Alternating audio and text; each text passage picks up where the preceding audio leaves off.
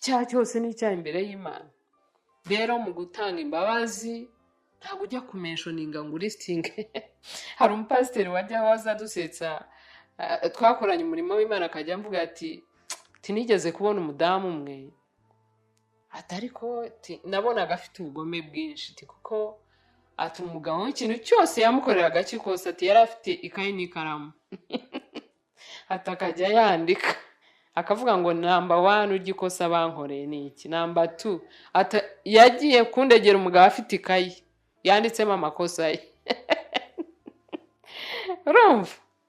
Noneho ayo makosa uyazanye ukayalistinga, hari ibyo umuntu aba atanibuka, umujinya uhita uhaguruka, uburakari bugahaguruka, ugasanga za mbabazi zipfuye ubusa. Rero nuko batanga imbabazi, nguhaye imbabazi z'ibyo wankoreye, uzi ababizi niyo utabimwibutsa ababizi, hanyuma nawe umbabarire ibyo naba naragukosheje. Ayo magamba birarahagije kandi asobanuye ibintu byinshi.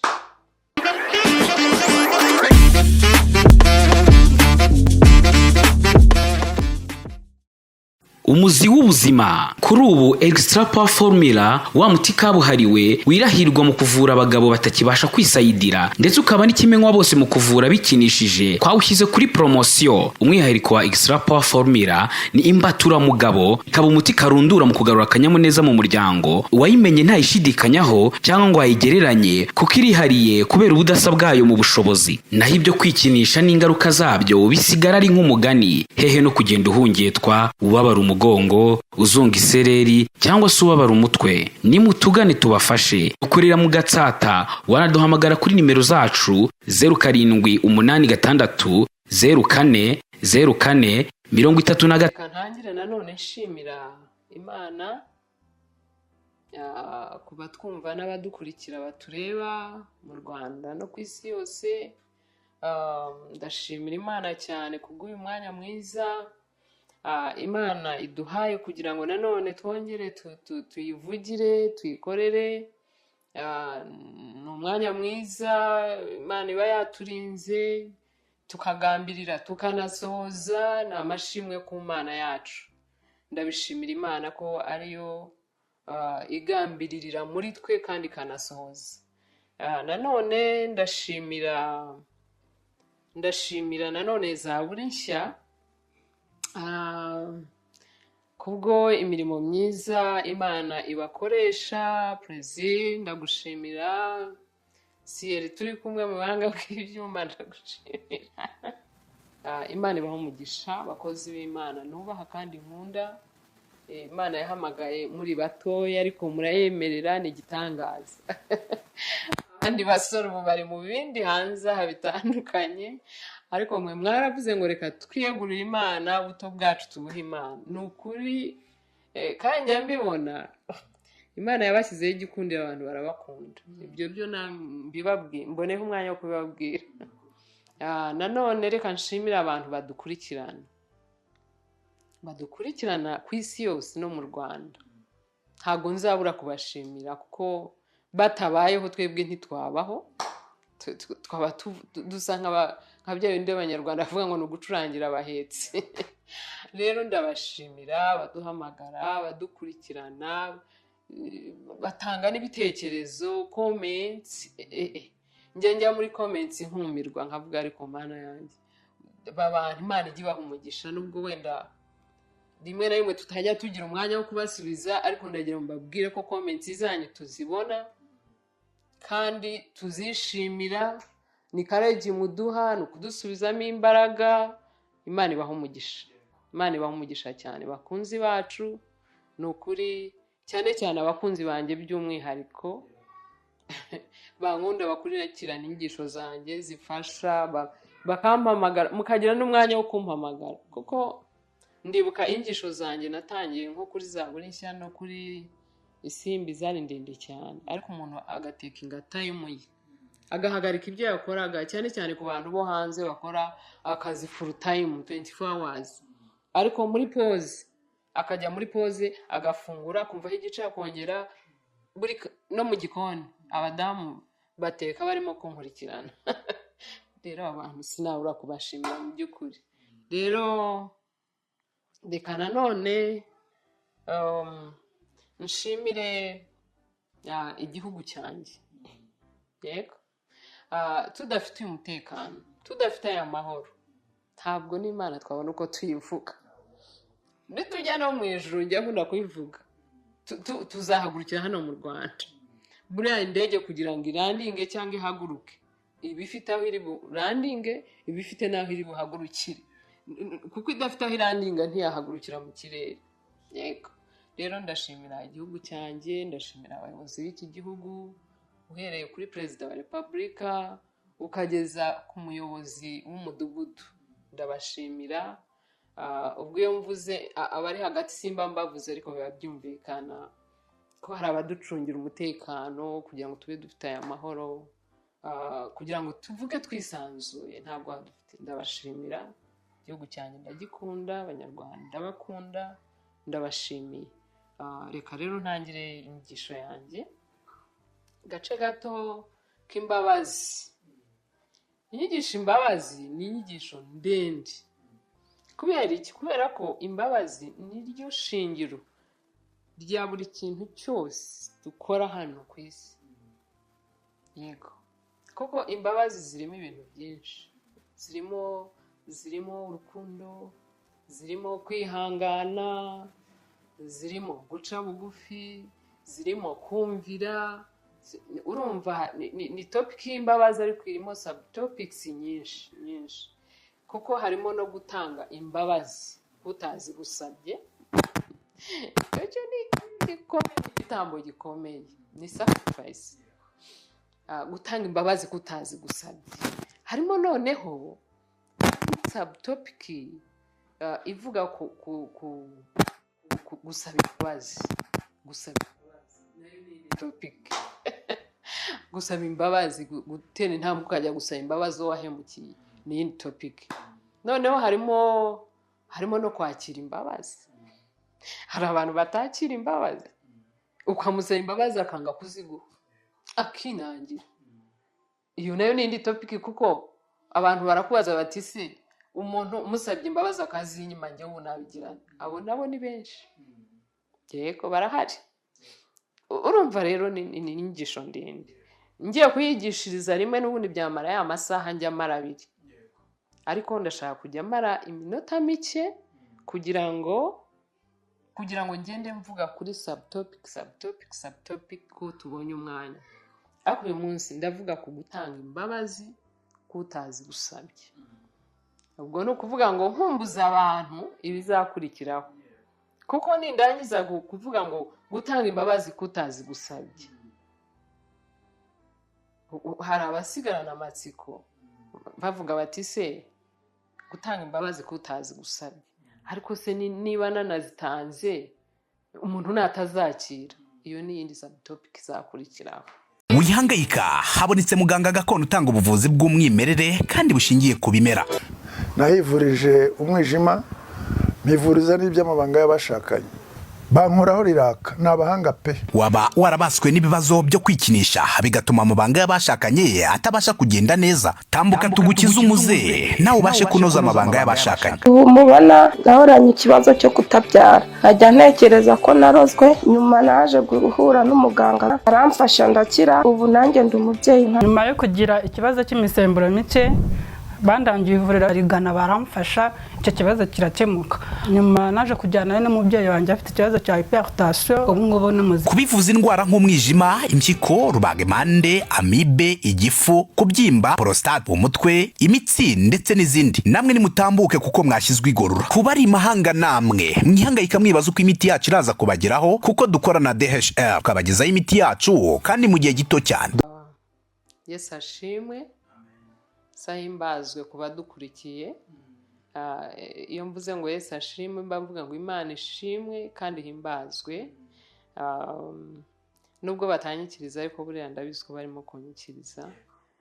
Nabasabaga rero gufata amakaramu n'amakayi kugira ngo mwandike. Nta mwanya tuba dufite wo gusoma ibyanditswe mu buryo burambuye, ariko kenshi nzajya ndisitinga ibyanditswe kugira ngo abantu bisomere, kugira ngo noneho ducunguze uburyo umwete. Ikindi nanone nshaka gutangirana ni nimero yanjye. nimero yanjye kandi nyitanga mbere kugira ngo abantu bayandike, ariko no kuri titire ngira ngo ibiriho. Ni 0788 41 76 07. Subiyemo rimwe 0788 41 76 07. Iyo niyo nimero yanjye muzajya mumpamagaraho mumbaza ibibazo mukeneye. Niyo mpamvu nyisiga, niyo mpamvu uzajya nigisha bike ibindi mukabimbaza mu gikari. Imana ibaho umugisha. Mfite nanone ku mbabazi ariyo topic yanjye. Mfite subtopic nanone nkuko nari maze kubabwira ivuga ngo gutanga imbabazi kutazigusabye. Yego. Ibi bintu gituma mbyigishaho nuko Imana yabinshoboresheje kubikora, nkabona byoroshye, nkabona bishoboka. Ni ukuvuga ngo nigisha ikintu nashoboye gukora. Buriya wigisha ku kintu washoboye gukora, mu by'ukuri niyo mavuta, nibyo twita amavuta mu buryo bw'umwuka. Amavuta ni iki? Reka tugereranye ku byuma byakozwe n'amaboko y'abana b'abantu, ukuntu imodoka ibyuma byayo cyangwa igare cyangwa moto iyo bitarimo amavuta ntabwo biba flexible, ntabwo bimuvinga, movement yabyo ntabwo iba yoroshye, biribloka, habamo blocage bikifunga kubera ko byabuzemo amavuta. Hanyuma bakabijyana muri garage bagashyiramo amavuta, hanyuma ya blocage kavamo. No mu buryo bw'umwuka habamo amavuta. Yego. Amavuta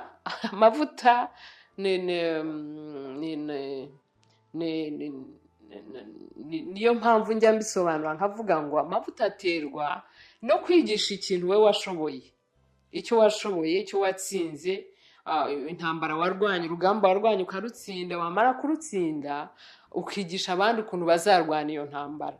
Niyo mavuta burya, niyo mavuta, nibwo buhamya. Ubuhamya bugira amavuta, ugasanga burakuramo ya blocage. Kandi n'ubundi imbabazi ziba mu ijambo ry'Imana, ibyo byanditswe ngiye kubabwira. Suko ijambo ry'Imana ridafite imbaraga, ariko mu by'ukuri niba urisobanura ukavuga ngo mutange imbabazi wowe udashobora kuzitanga, urimo urikoreza abantu imitwaro badashobora kwikorera, kandi mu by'ukuri urabikoreza imitwaro nawe utashoboye kwikorera. Niyo mpamvu usanga habayemo blocage, niyo mpamvu usanga nta mavuta bifite, kubera ko uravuga ibyo udashobora gukora. Yesu nibwo yabwiraga abafarisayo, arababwira ati bafarisayo banditse muzi amategeko nibyo, ariko ikibazo murimo kwigisha abantu ibyo mudashobora gukora. Ubwo mwigisha abantu rero ibyo mudashobora gukora, ni ugufata imitwaro mukayikoreza abandi mwebwe mudashobora kwikorera. Rero niyo mpamvu ngira ngo abantu bajya bakunda no kunkurikirana cyane, n'ingisho zanjye bakazikunda, nuko biba bifite ubuhamya. Rero gutanga imbabazi ku muntu utagusabye imbabazi, mu by'ukuri ntabwo ari abantu bose bafite izo mbaraga zo gusaba imbabazi. Satani ajya anangira imitima y'abantu. Umuntu akumva afite ubushake, akumva arashaka gusaba imbabazi, akumva arashaka kubohoka, ariko izo mbaraga ntazibone. Akumva ntazi inzira, akumva ntazi ko byagenda, akumva nawe araboshye, aboheye ahantu ariko ntazi ibimuboshye mu by'ukuri. Akibaza inzira byanyuramo kugira ngo ahure na wa muntu yahemukiye. Biragoye, birakomeye mu isi y'umubiri cyane kugira ngo utekereze ku muntu wahemukiye, uvuge ngo nzagenda mfate urugendo njye kumushaka, cyangwa mfate telefone muhamagare. Rimwe na rimwe na telefone aba yarayisibye, kuko iyo utangiye guhemukira umuntu nta relation muba mufitanye, nta communication muba mufitanye. Ariko mu by'ukuri hari igihe ubikora nawe mu buryo utagambiriye, cyangwa se mu buryo bwagambiriye ariko nyuma ukicuza. Muri uko kwicuza rero niho abantu Imana ibasangira bagasaba imbabazi. Ariko mu by'ukuri ntabwo ari abantu bose basaba imbabazi kandi bazishaka. Niyo mpamvu rero twebwe abantu bamenye imana, twebwe abantu b'abakristu tuvuga ngo turi abakristu tugera ikirenge mu cya kristu, dukwiye gutanga imbabazi ku muntu utadusabye imbabazi. Kuko harimo ivugabutumwa by the way, guha umuntu imbabazi atazi gusabye ni igitambo gikomeye Imana yishimira, ni igikorwa cy'ubumana Imana imanuka igaha umugisha, ni igikorwa nawe kigukiza ubwawe kikagukiranura ubwawe, ni igikorwa cyiza ijuru ryishimira. Rero ndashaka kugira ngo mfashe abantu kuri iki kintu, kuko benshi barambaza bati ariko bishoboka gute ko waha umuntu imbabazi atazi gusabye, atabifitemo n'ubushake, atanagukunze, ejo azongera akanagukorera n'ikindi hejuru ya cya kindi, cyangwa akaba yanagukomeretsa, cyangwa mukinaturanye, cyangwa mukinabana no mu rugo. Ni ibintu bitumvikana mu by'ukuri, ariko mu isi y'umwuka birashoboka kuko hari ijambo nkunda riri muri Matayo ibice 6 kubandika umurongo wa 14, ngira ngo kugeza ku wa 15 muze kwisomera. Haravuga ngo nimutababarira abantu iby'ibyaha byabo, na so wo mu ijuru ntazababarira namwe ubwanyu. Yego, Matayo 6:14 kugeza ku murongo wa 15. Nimutababarira abantu iby'ibyaha byabo, na so wo mu ijuru ntazababarira namwe. Ngira ngo aho hantu muze kuhisomera, yenda mutaza kugira ngo ni amagambo yanjye. Nanone ndatanga icyanditswe kiri mu Baroma 12 ibice 12 uhere ku murongo wa 20. Ho noneho haravuga ngo umwanzi wawe nasonze umugaburire, nagira inyota umuhe icyo kunywa. Noneho musome no muri Matayo 5:43 haravuga ngo mukunda ababanga mukunda ababanga, kuko ni mukunda ababakunda, ni bisanzwe. Ibyo n'abantu batubaha Imana barabikora, abo Bibiliya yita abapagani. Yego, abantu batubaha Imana Bibiliya bita abapagani, ntakagire n'ubyumva ngo agire ngo twatukanye, niko Bibiliya ibita ngo n'abapagani barabikora ibyo. Koko biroviyasi gukunda ugukunda, umuntu yagukunda ngo umwange kire kuri ikinani. Ariko ikintu gitangaje ni ugukunda umwanzi wawe, ni ibintu bitangaje, nabyo ni igitambo ubwabyo. Umuntu arakwanga wowe ukamukunda, ni igikorwa cy'Imana, ni igikorwa cy'Umwuka Wera. Rero mu by'ukuri dukurikije ibi byanditswe byose mbasomeye mwanditse, Bibiliya iravuze ngo muri Matayo mbasomeye 6:14 kugeza ku murongo wa 15, nimutababarira abantu by'ibyaha byanyu, na so wo mu ijuru namwe ntabwo azababarira ibyaha byanyu. Noneho mu Baroma hakavuga ngo umwanzi wawe nasonza mugaburire, nagira inyota muhe icyo kunywa. Noneho nanone muri Matayo 5:43 mukunda abanzi banyu. Rero ikintu nabatangariza nuko gutanga imbabazi n'itegeko ry'Imana ni ngombwa. Kubera iki? Kubera ko iyo utanze imbabazi ku muntu utagusabye imbabazi, ni igitambo ubutambye, ni sacrifice, ni ukwitanga gukomeye. Uba ukoze igikorwa kitaba mu isi y'umubiri, kiba mu isi y'ubumana. Uba utwaranye, uba umuruse, uba umubwirije, uba umwereye imbuto. Uba ukoze rero igikorwa gikomeye, uzaherwa umugisha n'Imana. Uba uvuze ubutumwa, uba ukijije ubugingo bwe. Rero utanze imbabazi kutazi gusabye bigenda gute? Gutanga imbabazi nta rubanza rurimo, icyo nicyo cya mbere. Ndavuga ibintu Umwuka Wera yanyigishije kandi narangiza nkabikora. Gutanga imbabazi nta rubanza rurimo, si impaka, si ukuburana. Gutanga imbabazi kutazi gusabye si kuri telefone, si mu mutima kubyibwira muri santima. Gutanga imbabazi kutazi gusabye ni ukumushaka.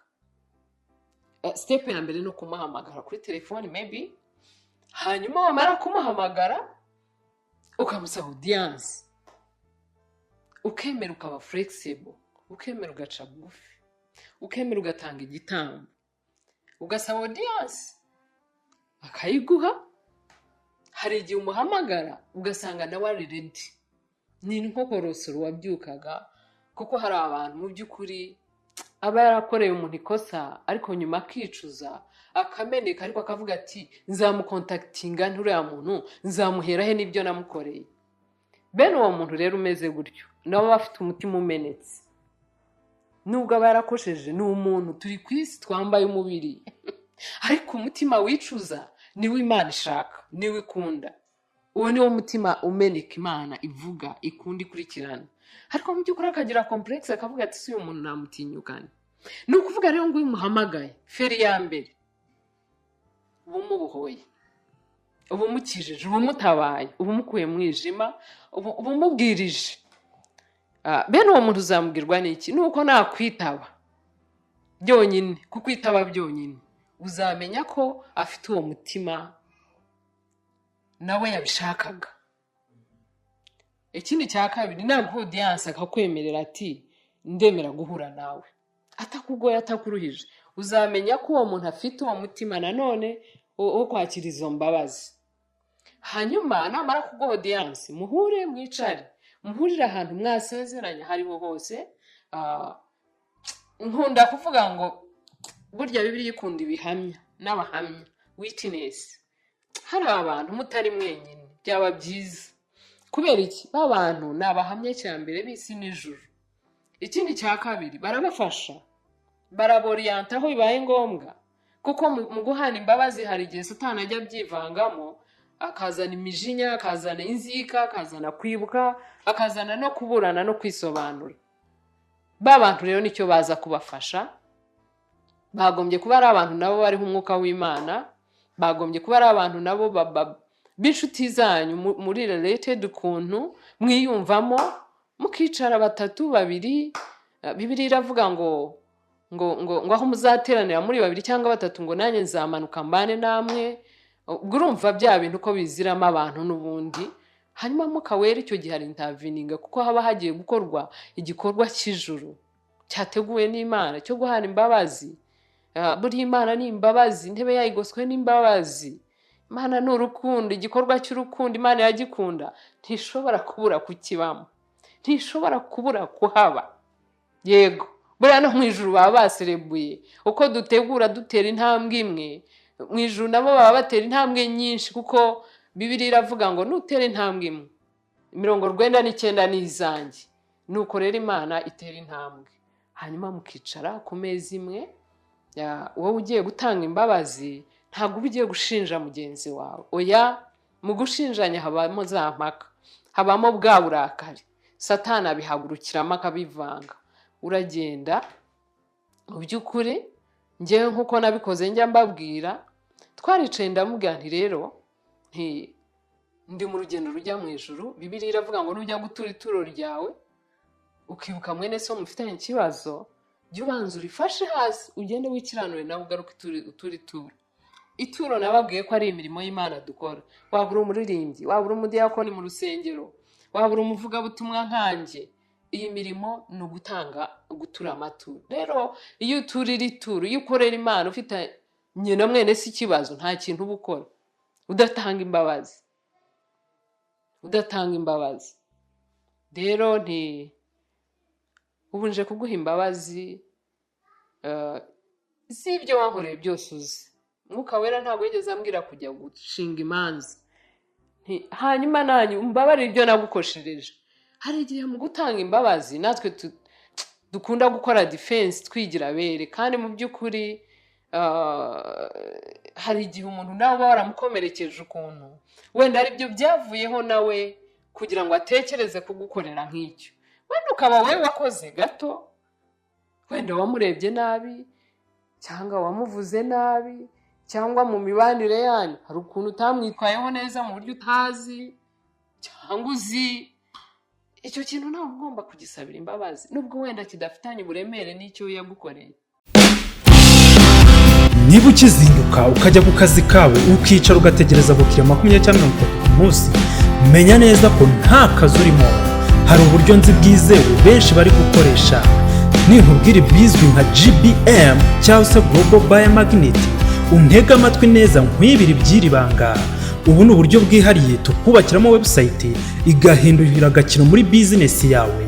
Game changer, aka kantu se urakumvise? Ibi ntabwo ari amakabya nkuru, ahubwo n'ubuhanga bw'inzobere mu gucengera ibijyanye n'iyubako ry'imbuga nkoranyambaga zicururizwaho hifashishijwe ubumenyi mu byitwa social dynamic algorithm, aho umukiriya amurikira abatuye isi ibicuruzwa bye mu kanya nk'ako guhumbya abakiriya bakisuka. Ibi bizagufasha kugeza ibicuruzwa byawe ku bantu barenga miliyaridi 7 zituye umubumbe, byose bikorewe kuri smartphone yawe cyangwa se mudasobwa. Ubucuruzi bwose waba ukora, ubu buryo burizewe kandi burakora. Ndakurahiye, abakiriya baturutse imihanda yose bakora order ku bicuruzwa byawe. Nje rwose ibi bintu nzi abantu babizi neza kandi babasha kubigukorera aho waba uri hariho hose, haba mu Rwanda cyangwa se mu mahanga. African Digital Opportunity Initiative, bahamagare cyangwa ubandikire kuri 0796 83 56 17. icyaha cyose ni icyaha imbere y'Imana. Rero mu gutanga imbabazi ntabwo ujya kumenshoninga ngo listinge. Hari umupasiteri wajya waza dusetsa, twakoranye umurimo w'Imana akajya amvuga ati tinigeze kubona umudamu umwe atariko nabonaga afite ubugome bwinshi kuko ati umugabo w'ikintu cyose yamukoreraga kikose ati yari afite ikayi n'ikaramu atakajya yandika akavuga ngo number 1 ugikosa bankoreye ni iki, number 2 yagiye kundegera umugabo afite ikayi yanditsemo amakosa ye. Urumva? Noneho ayo makosa uyazanye ukayalistinga, hari ibyo umuntu aba atanibuka, umujinya uhita uhaguruka, uburakari bugahaguruka, ugasanga za mbabazi zipfuye ubusa.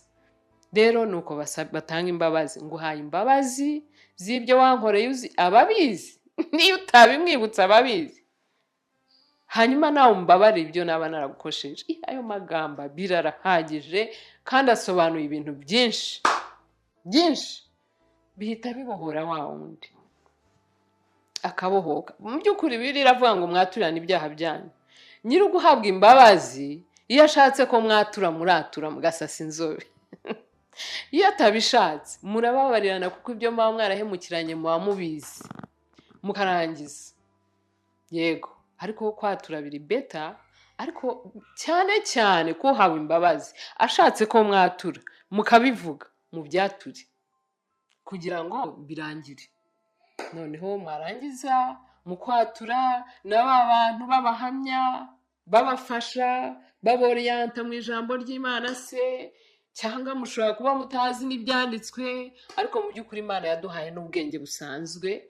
Hanyuma birangira mu by'ukuri kubera ko hari Mwuka Wera, ari igikorwa cy'Imana cyakozwe, birangiye. Uwo munsi urabohoka ukagenda wemye, ukumva nta muntu mugifitanye ideni. Uwo munsi wa wundi yo yakiriye imbabazi aheraho abohoka akagenda yemye, akumva nta muntu bagifitanye ideni. Ni ukuri uba umukuye mu mwobo, uba umukuye mu mwijima, uba umukijije akaga, uba umutabaye, uba umubwirije ubutumwa. Ndetse ashobora kuba umunyago yabo wabwirije bakazagera mu ijuru. Naho ubundi iyo utabikoze ushobora kubazwa n'amaraso ye. Yego. Rero mu by'ukuri muhaguruka aho ngaho muririmba intsinzi. Nanone rero wa muntu iyo adashoboye kwakira imbabazi ni ikibazo kuri we. Icyo kintu reka ngisobanure. Wa muntu iyo adashoboye kwakira imbabazi ni ikibazo kuri we. Wowe wazitanze ni umukiro, ni agakiza kawe kaba kinjiye iwawe mu mutima wawe no mu bugingo bwawe, we wazitanze. Udashoboye kwakira imbabazi Bibiliya rero bivugaho iki? Bibiliya iravuga ngo ni ukumukorera amakara ku mutwe. Iyo usomye hano mu Baroma 12 ku murongo wa 21 ngira ngo Bibiliya iravuga ngo nimukunda ababanga nkuko ivuga ngo nasonze umugaburire nagira inyota umuhe icyo kunywa, ngo ni nko kumukorera amakara ku mutwe. Amakara uyamukorera rero iyo umukunze, iyo umwitayeho, iyo ukoze ibiri opposite n'ibyo agukorera akagukorera ibi ukamukorera ibyiza, hanyuma ukageza n'igihe zo gutera intambwe ukamuha imbabazi atazigusabye hanyuma akanga kuzakira, niho umukorera amakara ku mutwe. Ni ukuvuga ngo wowe ugenda wemye ubohotse, ariko bya bindi byose, bya bikomere yaguteye, bya bibazo byose ubu bimukoreye ku mutwe. Niyo makara burya Bibiliya ivuga. Kubera iki? Umuhaye imbabazi atazigusabye, yaraguhemukiye, wateye intambwe, witanze, watanze sacrifice, arangije yanze kwakira imbabazi. Ni ukuvuga bya bikomere wari ufite, ya mitwaro wari wikoreye, urayimukoreye, ugiye ubohotse, ufite amahoro, ufite umudendezo. Icyo ni igisubizo ku bantu bajya bambaza ngo ni gute ko umuntu ushaka kumusaba imbabazi ntaziguhe. Nyine mukorera amakara ku mutwe wigendere, none ko adashaka kwakira imbabazi. Nawe ko azabyumvira, niba ashaka gukira azagaruke, mwongere mubyicaremo, none wongere umuhe imbabazi cyangwa se azakire. Ibyo ni ibintu byumvikana. Ibintu byumvikana ni ibintu bisobanutse.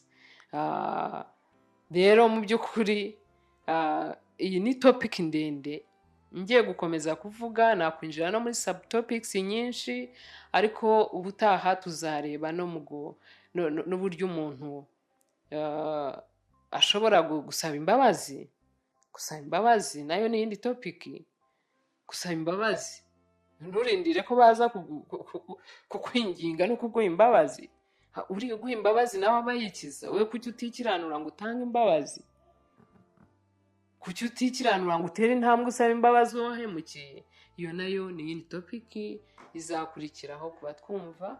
Ni episode zizagenda zikurikirana. Niyo mpamvu mukwiye kugira amatsiko yo kujya mukurikirana inyigisho zanjye, kuko icyo wakambajije turi twembi kiba kizakurikiraho muri iyo nyigisho izakurikiraho.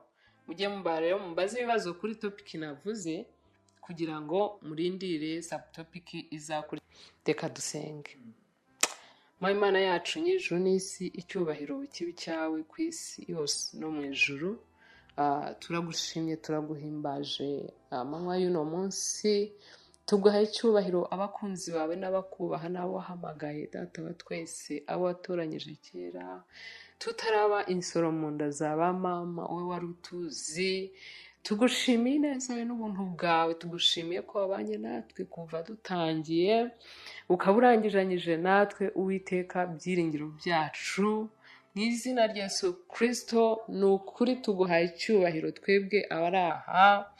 Tuguhaye ikuzo nyakubahwa Mwami, kubatwumvise, kubadukurikiranye, kubadukunda, ku bakunzi bacu. Tuguhaye icyubahiro ku gihugu cyacu, tuguhaye icyubahiro ku bayobozi b'iki gihugu, wera wa Isirayeli waduhaye, Mwami wanjye, igihugu waduhayeho umurage gakondo y'Abanyarwanda. Tuguhaye icyubahiro ku isi yose, kubadukurikirana. Mwami, icyubahiro ni kibi cyawe kuko nta wundi mugisangiye. Data, reka imbaraga zawe zikomeze zigendagende, Mwami, abantu babona ubuntu bwawe, abantu babona imbabazi zawe, abantu babona urukundo rwawe, kuko imbabazi zawe zirenze uko tubivuga, zirenze uko tuzihanura, zirenze uko tuzitekereza. Urukundo wadukunze ni igitangaza. Wowe watwitangiye ku musaraba w'isoni. Ijambo ryawe riratubwiye ngo nitutababarira abantu iby'ibyaha byabo, ngo nawe ntuzatubabarira. Reka rero imbabazi ziganze, reka urukundo ruganze, reka ineza biganze. Urakoze cyubahiro cy'amahanga, ukomeze ubane natwe muri byose. Data, na gahunda zindi turazikuragije, ndetse uburinzi bwawe bukomeze butugote, amaraso yatuzunguruke, umwanzi Satani imbaraga ze zitsindwe mu izina rya Yesu. Cyubahiro gikomeze kibi cyawe, Yesu Kristo Mwami wacu. Amen.